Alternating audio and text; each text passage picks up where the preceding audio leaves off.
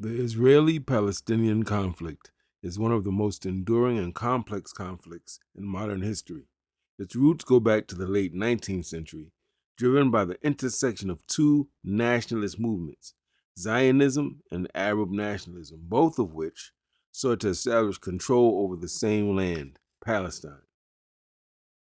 Let's start with Zionism. In the late 1800s, Jews in Europe faced increasing persecution, especially in Eastern Europe and Russia, where anti Semitic pogroms were common. A new movement emerged, led by Theodor Herzl, called Zionism. Zionists believed that Jews should have a national homeland, a place where they could be safe and self determined. For many, this homeland was tied to their ancestral land of Palestine, a region with deep religious and historical significance. Herzl and other early Zionists lobbied for international support, and in 1917 they gained a significant victory with the Balfour Declaration. The British government, which controlled Palestine after World War I, expressed support for, quote, establishment in Palestine of a national home for the Jewish people. But there was one complication.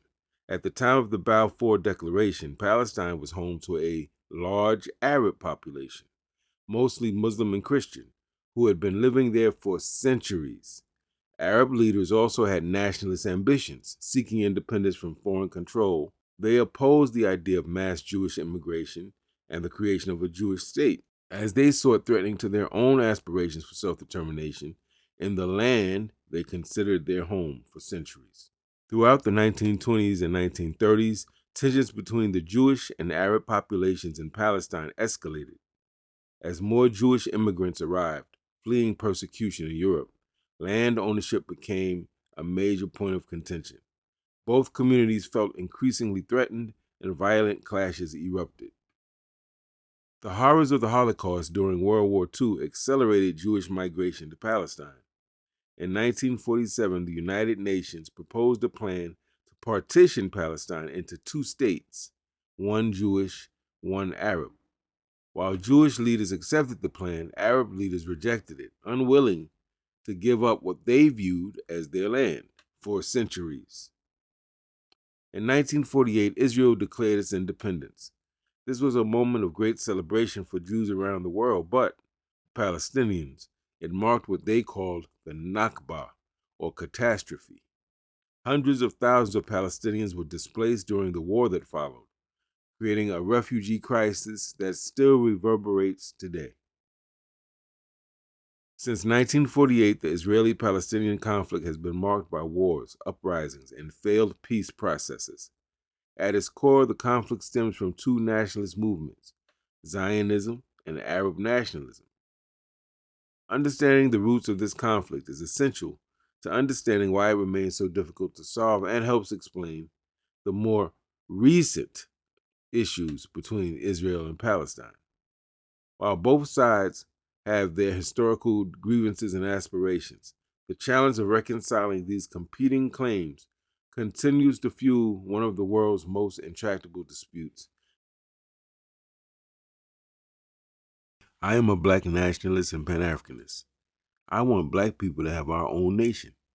Now, at the same time, I would never support occupying another group's territory without their consent, without talks and agreement. And I certainly wouldn't do that with military force. I would never want anyone occupying my home with the support or permission of some third party, be it government or whatever. These are serious moral and ethical violations. Occupying people's land where they have lived for centuries is a violation of that group's right to self-determination. And no justification you give from any holy book or religion is valid in that context.